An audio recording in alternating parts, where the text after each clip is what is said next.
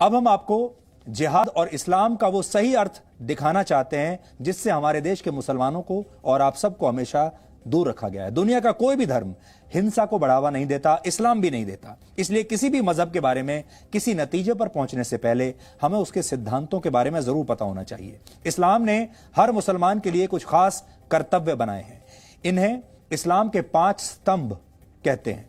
इस्लाम का पहला स्तंभ है शहादा, जिसका शाब्दिक अर्थ है घोषणा करना या गवाही देना। हर मुसलमान का कर्तव्य है कि वो इस बात की घोषणा करे कि अल्लाह के सिवा कोई और परमेश्वर नहीं है, यानी वो सिर्फ और सिर्फ अल्लाह में ही अपना भरोसा रखेगा। दूसरा स्तंभ है सलात, फारसी में इसी को नमाज भी कहते हैं। इस्लाम कहता है कि हर मुसलमान के लिए दिन में 5 बार नमाज पढ़ना जरूरी है।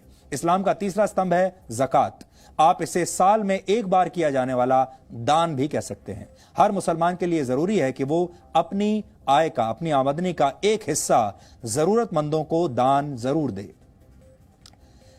चैरिटी करे अंग्रेजी में अगर आप कहें तो।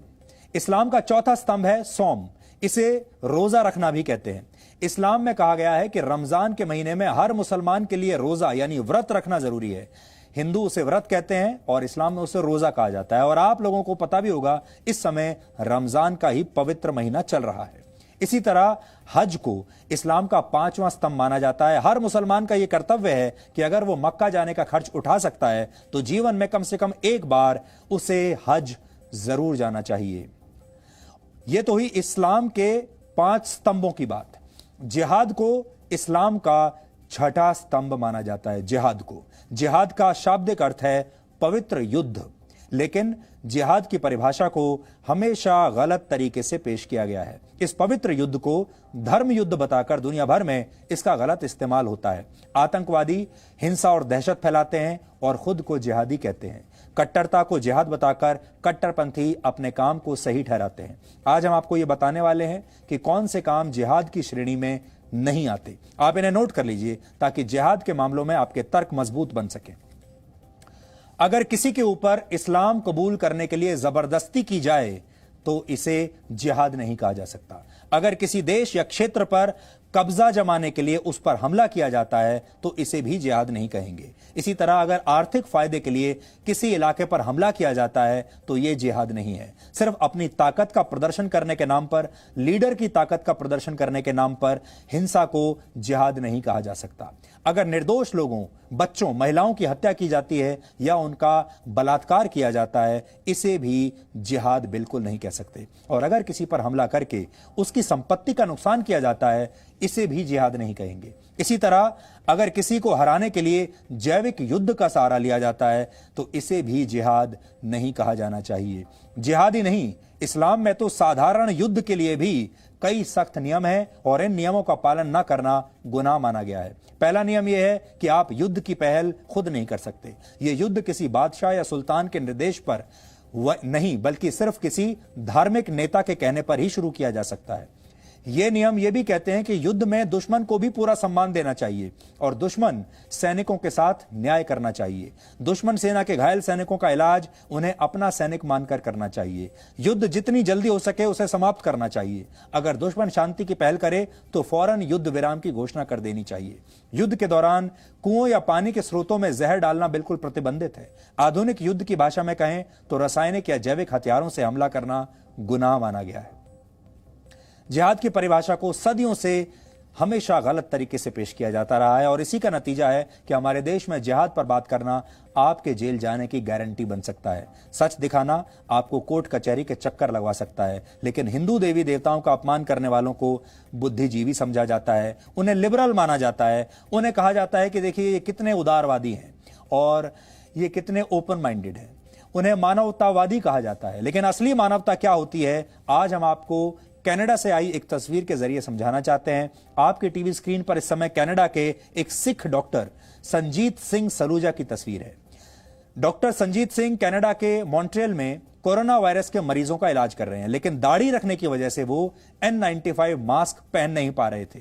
ये मास्क कोरोना के मरीजों का इलाज कर रहे डॉक्टरों के लिए अनिवार्य है। अब डॉक्टर संजीत सिंह को मरीजों की सेवा और अपने धर्म की निशानी में से एक को चुनना था। सिख धर्म में दाढ़ी का बहुत महत्व माना जाता है, लेकिन संजीत सिंह ने मरीजों की सेवा को चुना, मानवता की सेवा को चुना और अपने परिवार से बातचीत के बाद अपनी दाढ़ी कटवाने का फैसला ले लिया। संजीत सिंह का कहना है कि सिख धर्म सबसे ज्यादा प्राथमिकता जरूरतमंदों की सेवा को देता है और इस सेवा के लिए वो कोई भी कीमत चुकाने के लिए तैयार हैं। आप एक बार संजीत सिंह की बातें सुन लीजिए, फिर आपको समझ में आएगा कैसे मानवता से बड़ा कोई धर्म नहीं होता। We've never shaved. My brother and I, it's part of our religion and we've always kept a beard. Before this happened, we spoke with people in our religion, our family, our friends, and we discussed it. And it was one of the hardest decisions we've ever made. When I spoke to my religious leaders, they were very clear in the sense, that we have two arms of our religion, multiple arms of our religion, but one of the big arms is Seva, which is the service to humankind, and the case, which is the keeping of the hair. In this case, the Seva, the service, actually outweighed the identity of the hair. Right. Now, many people disagree, but that's how I interpreted it, and that's how my religious leaders interpreted it, so I'm going to go with that. तो अगर आप मानवता की सेवा करना चाहते हैं तो कोई धर्म आपको रोकेगा नहीं। अब यह आपके ऊपर है कि आप मानवता की सेवा करना चाहते हैं उस धर्म की आड़ में, या आप मानवता को नष्ट करना चाहते हैं उसी धर्म की आड़ में। आप जिहाद के नाम पर मानवता की सेवा भी कर सकते हैं और जिहाद के नाम पर आप मासूमों का खून भी बहा सकते हैं। हम सब डॉक्टर संजीत सिंह को सैल्यूट करना चाहते हैं, क्योंकि संजीत सिंह चाहते तो मानवता के बीच धर्म को बड़े आराम से ला सकते थे और कह सकते थे कि मेरा धर्म इसकी इजाजत नहीं देता। लेकिन उन्होंने ऐसा बिल्कुल नहीं किया, बल्कि ये मुश्किल फैसला लेकर उल्टा अपने धर्म का मान बढ़ाया है, क्योंकि जो धर्म आपको मानवता नहीं सिखा सकता वो धर्म आपको कुछ भी नहीं सिखाएगा। इसके विपरीत हमारे ही देश में सेक्युलर और बुद्धिजीवी होने का दावा करने वाले कुछ लोग ऐसे हैं जो हिंदू धर्म का मजाक उड़ाना फैशनेबल समझते हैं और उसकी तुलना नशे से करते हैं। लेकिन ऐसे लोगों के खिलाफ कोई गैंग सक्रिय नहीं होता, विरोध की आवाजें नहीं उठती, उनकी गिरफ्तारी पर अक्सर रोक लग जाती है। लेकिन अगर आपने जिहाद का जिक्र भी कर दिया, जिहाद का ज भी बोल दिया, तो आप देश के मोस्ट वांटेड बन जाएंगे और आपको जेल भेजने के लिए कुछ राज्य सरकारें, कुछ पॉलिटिकल पार्टियां और कुछ संगठन अपनी पूरी ताकत लगा देंगे। कुल मिलाकर धर्म का सबसे ज्यादा अपमान और गलत इस्तेमाल धर्म निरपेक्षता गैंग के लोग करते हैं, टुकड़े टुकड़े गैंग के लोग करते हैं। लेकिन फिर भी इनके खिलाफ उतनी आवाज नहीं उठ रही है जितनी की उठनी चाहिए। समय की कमी की वजह से आज हम आपको आज का इतिहास नहीं दिखा रहे हैं, क्योंकि आप वैसे तो आज खुद भी इतिहास का हिस्सा बन रहे हैं और डीएनए का ये एपिसोड भी इतिहास का एक हिस्सा आगे चलकर बन जाएगा। लेकिन जाते जाते एक बात हमेशा आप ध्यान रखिएगा, सत्यमेव जयते हमारे देश का राष्ट्रीय आदर्श वाक्य है। ये मूल रूप से मुंडक उपनिषद से लिया गया मंत्र है। सत्यमेव जयते का अर्थ होता है कि जीत हमेशा सत्य की होती है, इसलिए हमेशा सत्य के रास्ते पर चलते रहिए। हालांकि सत्य के रास्ते पर चलना अक्सर मुश्किल होता है, परेशानियां इसमें ज्यादा आती हैं, इसलिए बहुत सारे लोग इसे बहुत जल्दी छोड़ देते हैं। लेकिन अगर आपका समर्थन रहा, आपका प्यार मिलता रहा, तो हम इसी रास्ते पर आखिर तक चलेंगे। नमस्कार।